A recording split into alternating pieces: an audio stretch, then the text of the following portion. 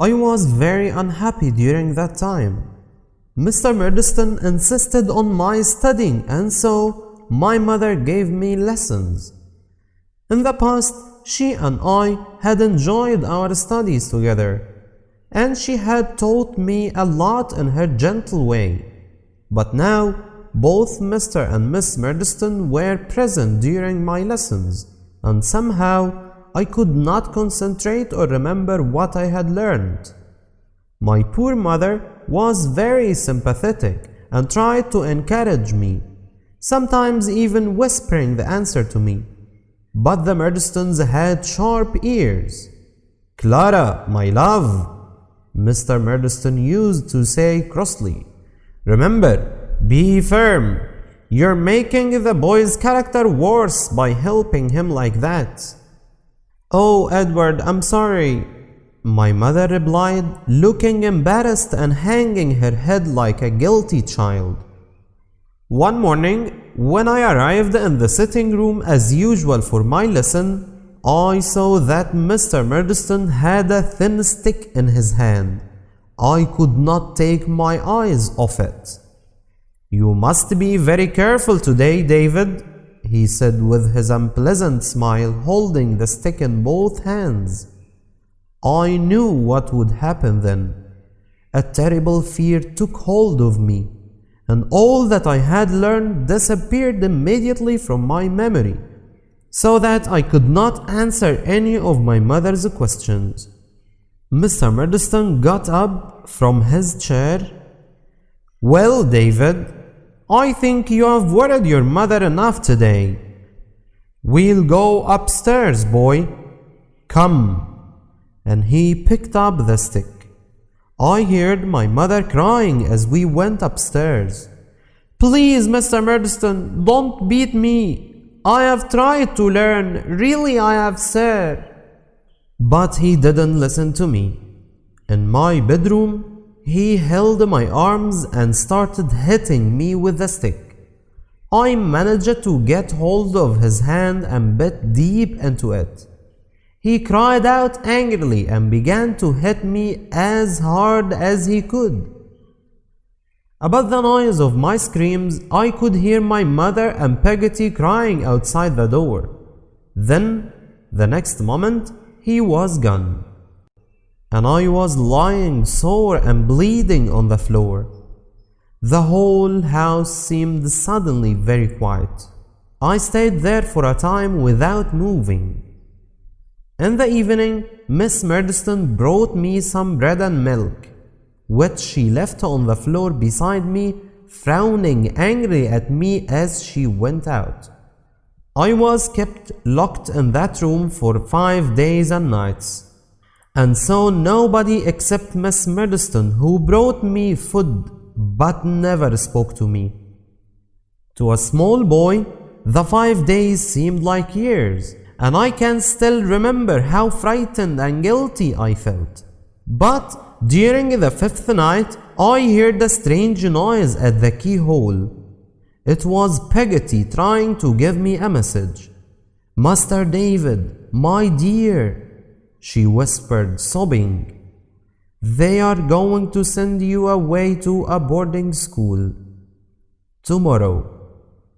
"Oh, Peggotty, then I won't see you and my mother very often." "No, my love, but don't forget, I'll take care of your mother.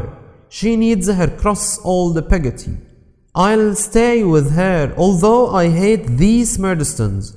And remember, David, I love you as much as I love your mother and more, and I'll write to you."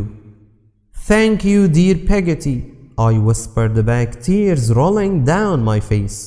"Will you write to your brother too, and Ham, and little Emily, and tell them I am not as bad as the Murdstones think, and send my love to them, especially little Emily?" Peggotty promised to do what I asked. The next morning, Miss Murdstone told me that because of my weakness, I was going away to school. She had already packed my case for me. My mother was only allowed to say a very quick goodbye to me when the horse and cart arrived. The driver put my case on the cart and we drove slowly out of Blunderstone. I was still sobbing loudly when suddenly I saw Peggotty running after us on the road. The driver stopped and waited for her. With difficulty she climbed up onto the cart. "Here, Master David," she cried breathlessly.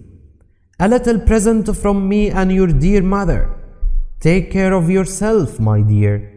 She put a small purse and a paper bag into my hands and held me so close to her fat body that I thought I would never breathe again. Then she jumped down and ran back along the road to the village. We continued our journey. I dried my tears and looked at what she had given me. The bag was full of Peggotty's special cakes, and in the purse were 8 bright shilling coins. Thinking of my mother and Peggotty made me start crying again. But just then, the driver, Mr. Barkis, began to talk to me. He was a large red-faced man who clearly found conversation difficult. "Did she make those cakes?" he asked slowly, having finished the one that I had offered him. "You mean Peggotty, sir?" "Yes, she does all our cooking." "Does she?" replied Mr. Barkis with great interest. There was a long silence while he considered his next question. "Does she have a young man?" he asked. "You know, someone who wants to marry her." "Peggotty? A young man?" I repeated, surprised. "Oh no, she has never had any young men." "Ah," replied Mr. Barkis, looking very pleased.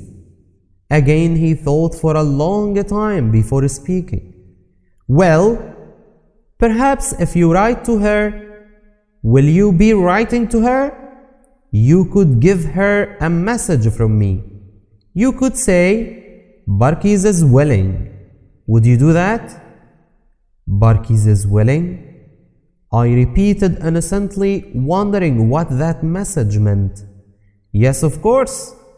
But you could tell her yourself, Mr. Barkis, when you return to Blunderstone tomorrow." No, he said. "No, you just give her the message. Remember, Barkis is willing." After this conversation, Mr. Barkis was completely silent for the rest of the journey.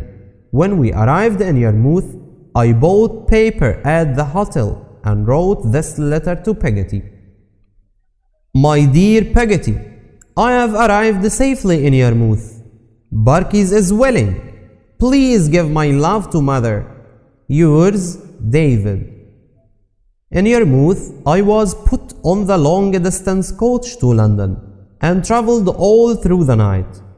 At the coach station in London, I was collected by a teacher, Mr. Mell, and taken to Salem House, the school which the Murdstones had chosen for me.